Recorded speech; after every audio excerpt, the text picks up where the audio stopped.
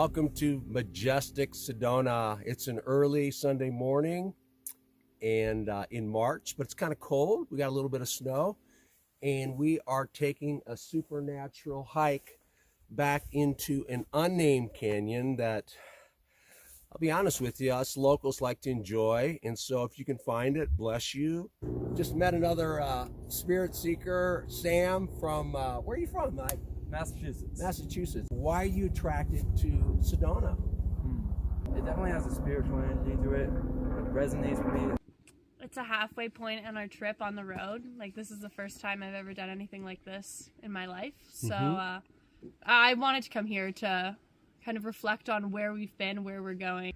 Yeah, we haven't gotten to go check out any of the like vortices that they have around here. Vortexes. You're in one right now, This dude. is one? Okay. Kind of an ancient Yavapai, Apache, Sinagua home.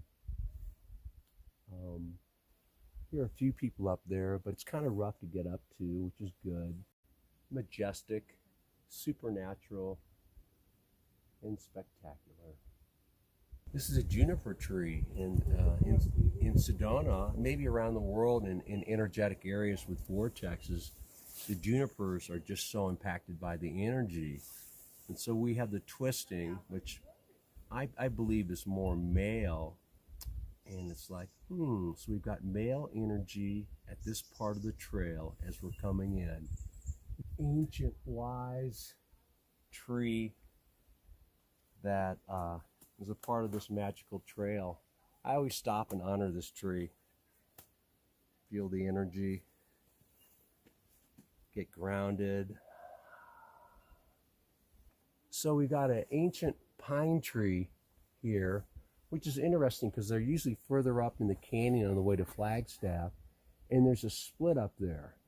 And so why is it split?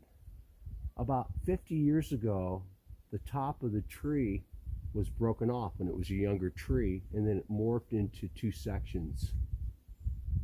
Climbed up the canyon, and we're heading to a really well-preserved and not well-known cliff dwelling where we'll just kind of spend some time and hang out.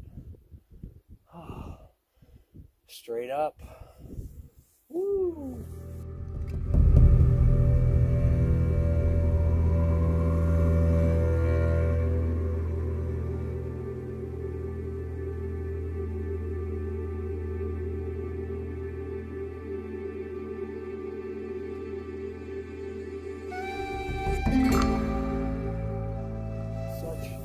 Masonry. This is 800 years old. This is just still so well preserved. Up high for protection. Gets the sunlight early in the day for warmth. Who knows what stories were told here, what experiences, how the people lived here, connected to the earth, being present, being aware of the natural surroundings. I'll tell you a little bit about my work and my background. I've spent 40 years really focusing on understanding my mind for greater happiness and less suffering. We call ourselves healers, but the truth is nobody heals anybody. What people need is masterful guidance and mentorship. And then if they're all in at a 10 and they're sick and tired of being sick and tired of suffering, then they can create a shift in their life. My earliest teachers were Native Americans.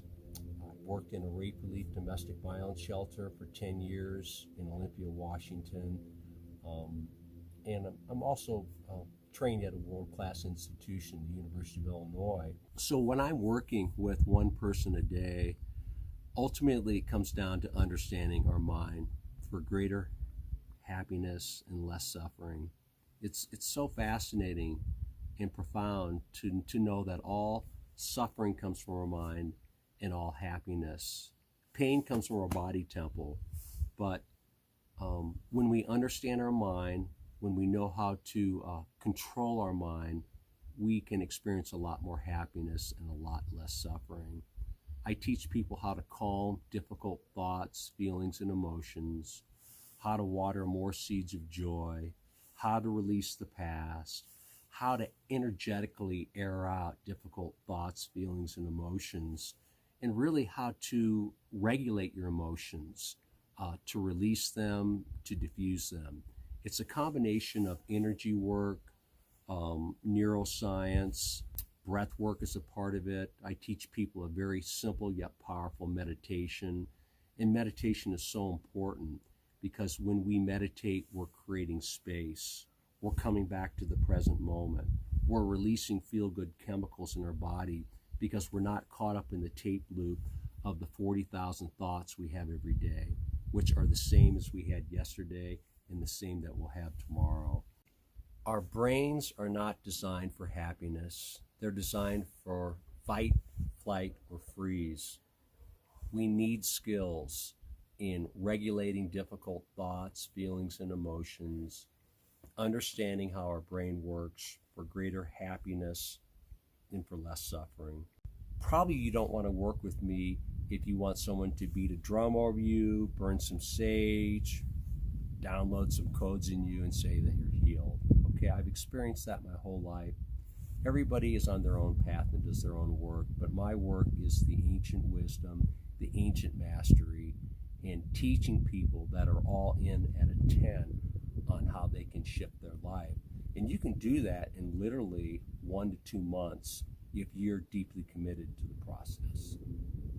Rain, very powerful way to create space with our monkey minds, with our vortex minds. Rain is recognizing our thoughts, accepting them, investigating them, and then having a neutral or a non-judgmental approach. So for example, let's say I'm really anxious.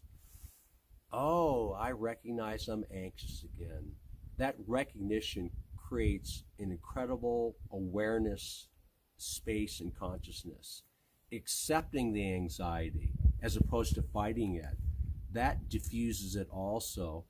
The deeper work is obviously investigating where the anxiety is coming from, the trigger, and then the non-judgmental or neutral part of rain is, that's interesting. Anxiety, you're back again. You've been with me about 13 million times in my life. That's very interesting. But taking that non-judgmental approach is so powerful as opposed to being triggered by the 40,000 thoughts that come and go in our minds every day. Practice rain and see how it can support you. Recognizing your thoughts, accepting them, investigating them, and then having a neutral or non-judgmental approach. Be compassionate with yourself. Love yourself. Buttons to your brain, some powerful cognitive prompts. That's my ego. What does ego stand for? Edging goodness out or edging God out in terms of our myopic thinking. In terms of our tape loop and being lost in the past, remind yourself, true but no longer real. It's true because it happened, but it was in the past. It's no longer real because you're in the present moment. You're right here, right now. Very powerful protocol for calming difficult thoughts, feelings, and emotions is just observing your thoughts with interest impartially.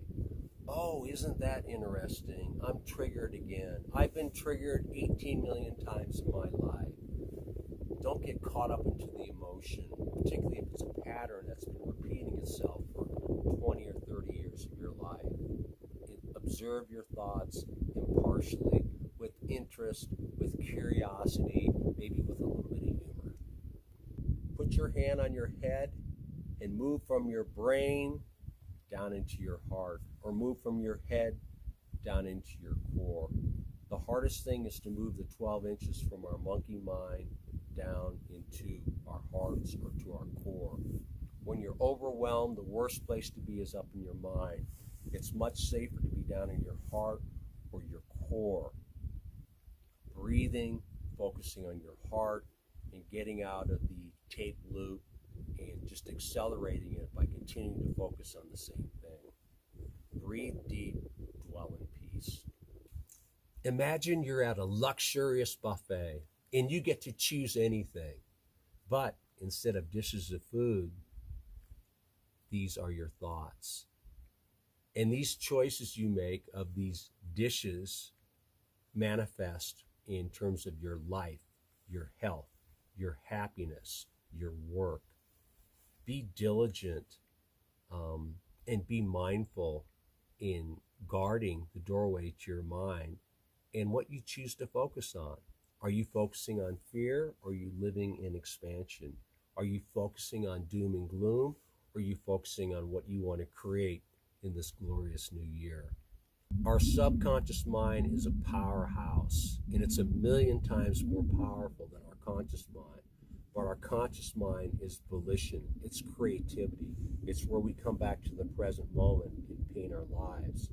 We have to be so diligent in our work, though, because our subconscious mind, which is a habitual tape player and not designed to hurt us, runs these continual tape loops every day of the same 40 or 50,000 stories. How long does it take to make a significant change in your life? It takes that long, an instant, but it's all the time leading up to the dysfunctional relationship, the smoking, the alcoholism, the depression, okay? It's all the time leading up to it. And when we decide enough is enough, I'm sick and tired of being sick and tired, the change happens like that.